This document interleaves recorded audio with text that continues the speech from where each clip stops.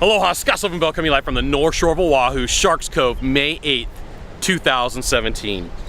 6:37 in the morning, perfect day to talk about sales. And you know, here's the thing, I talk to business owners a lot, and there's a common theme about conversations that happen, and it's one of those things where they kind of like they broach the subject, but this is the conversation like put in words that I'm gonna give you. Are closers complainers? Are closers complainers?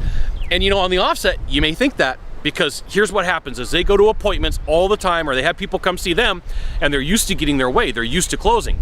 So in their mind, they're just like, hey, if I ask for something, I'm gonna get it. So when they go to a business owner and they go to a manager, the manager like automatically like, this guy's asking me for stuff. But the closer in the group is the one who's the most vocal and the most willing to have the conversation. So you got the scared guy, the scared girl, you got the people over there who close a few, and then you got the closer who's not afraid to come up and say, hey, this is what I want, because that's what they got to do in the sales process. So it may look like it to you if you're a salesperson, you're like, that guy is always asking for something. He always wants something. He always wants a little bit more. He always wants this, he wants that. That's his job.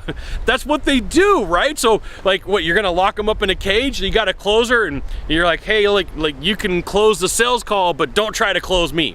That's really what happens. And I gotta have this conversation with owners and managers, and they're like, hey, I don't get it. And then I say, hey, look, you know what? You got a lion and you let him loose and he goes and gets his prey. And then when he comes back to the office, guess what? He's still a lion.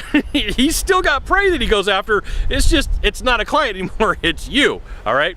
Now, I will let you know there is a very small percentage of closers who take it too far and they complain way too much, and it's just because they're being a little bit of a baby sometimes. Now, here's the other thing you may not have thought of is like when you're a closer, you're a prize. If you are a closer, there's like 5, 7, maybe 8% of the whole entire sales population that can truly be considered a closer. There's people who are good, there's people who are great, but to truly be considered a closer, it's roughly 5 to 8% of the population. So when you're a closer, guess what? The hunt is on, because now sometimes you are the prey where a company, a manager or an owner is coming after you saying, look, I know that you've got skills, you're a hunter, you've got the capability, and then they chase them, right? Well, in that chase, they make a bunch of promises, here's what you go, and it just escalates the situation, because now that person's like, you know what, I'm the prize, and that company over there wants me, and that company over here wants me, and that company over there wants me. So yeah, sometimes closers are gonna ask for a little bit more, but pound for pound, if you look at what they bring in, sometimes you're gonna have to give it. And I know that's not the answer that you wanna hear, and if you're a closer, sometimes you just gotta ask for a little bit more. That's not the answer that a manager wants to hear, right? I got both sides of the story. The manager doesn't want to hear this. The salesperson doesn't want it. It's the way it is.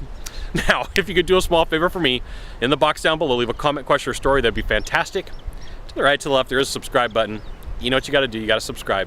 And then last of all, you can send it out to all your friends via StumbleUpon, Facebook, Twitter, Google+.